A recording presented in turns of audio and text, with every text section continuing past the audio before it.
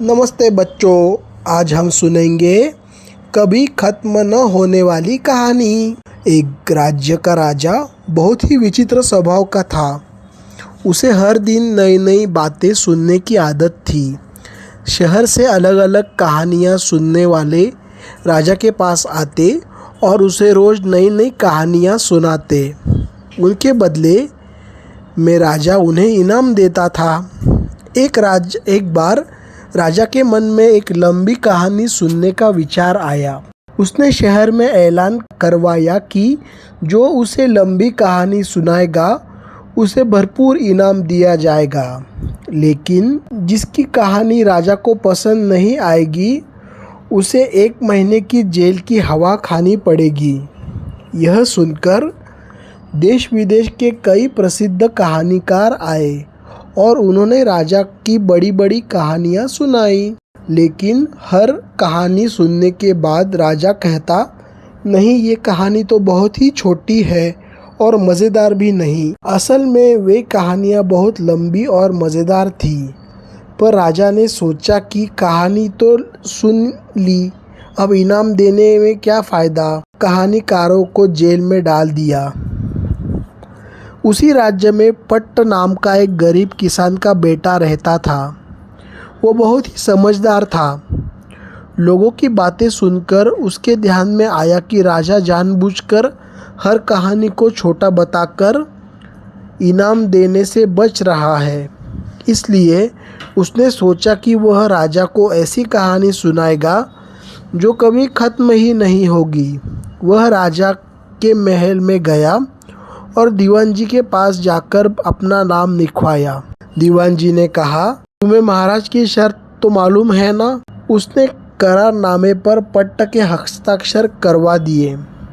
अगले दिन कहानी सुनने का समय तय किया गया। हमेशा की तरह सारे दरबारी और कुछ प्रजाजन दरबार में इकट्ठा हुए और कहानी शुरू हुई। राजा ने पूछा, पट्ट, क्या तुम कहानी सुनाने के लिए तैयार हो? हाँ महाराज, पट्ट बोला। तो सुनाओ। आदेश मिलते ही पट्ट ने कहानी शुरू की। महाराज, एक गांव में एक किसान था। उसके बहुत बड़ा खेत था। उसमें ज्वार बोई गई थी। खेत के पास एक पेड़ पर हजारों शरारती चिड़िया रहती थी। वे किसान के खेत की फसल खाती रहती थी। एक दिन किसान ने सोचा कि मैं खुद अपने खेत की रखवाली करूंगा और जब चिड़ियों का झुंड आएगा तो जाल डालकर उन्हें पकड़ लूंगा। लेकिन महाराज, चिड़िया भी बहुत चालाक थी। उन्हें किसान की चाल समझ में आ गई और उन्होंने एक योजना बनाई। योजना के अनुसार एक चिड़िया खेत में आई। उसने चोंच में दाना चुगे और उड़ गई। फुर्र! राजा ने उत्सुकता से पूछा, फिर? पट्ट बोला, फिर दूसरी चिड़िया आई। उसने भी दाना चुगे और उड़ गई। फुर्र! फिर तीसरी आई। फुर्र! राजा ने जमाई ली। फिर चौथी आई। फुर्र! फिर पांचवी आई। फुर्र! राजा बोला, ठीक है, आगे क्या? पट्ट बोला, पहले सारी चिड़िया को तो आने दीजिए। फिर छठी आई। फुर्र! राजा झंझना कर बोला, ठीक है, तुम बस फुर ही करते रहोगे।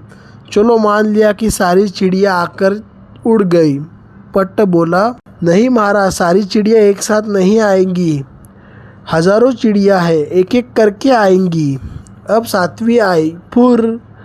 अब महाराज को पट्ट की चालाकी समझ में आ गई।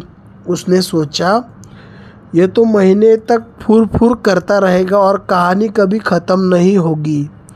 राजा बोला, अरे पट्ट, बस करो। मैं मान गया कि तुम्हारी कहानी सबसे लंबी है। बताओ, तुम्हें क्या इनाम चाहिए? पट्ट बोला, महाराज, जेल में बंद सभी कहानीकारों को मुक्त कर दीजिए और उन्हें उनका इनाम देकर छोड़ दीजिए। पट्ट की बात सुनकर राजा बहुत प्रभावित हुआ और अपनी गलती पर शर्मिंदा हुआ। राजा बोला, पट्ट, मैं वचन देता हूँ कि सभी कलाकारों को मुक्त किया जाएगा, लेकिन तुमने अपने लिए कुछ नहीं मांगा। पट्ट बोला, महाराज, आपके राज्य में सुख शांति बनी रहे, यही मेरा इनाम है। राजा बहुत खुश हुआ। उसने कहा, आज से तुम हमारे प्रधानमंत्री हो। इस प्रकार गरीब पट राज्य का प्रधानमंत्री बन गया। तो बच्चों, इस कहानी से हमें क्या सीख मिलती है? इस कहानी से हमें यह सीख मिलती है कि अन्याय के खिलाफ समझदारी से आवाज़ उठानी चाहिए, कलाकारों और मेहनती लोगों का सम्मान करना चाहिए। ऐसी ही मज़ेदार कहानी के लिए बचपन की कहानियों को लाइक, शेयर और सब्सक्राइब करें। धन्यवाद। Thank you.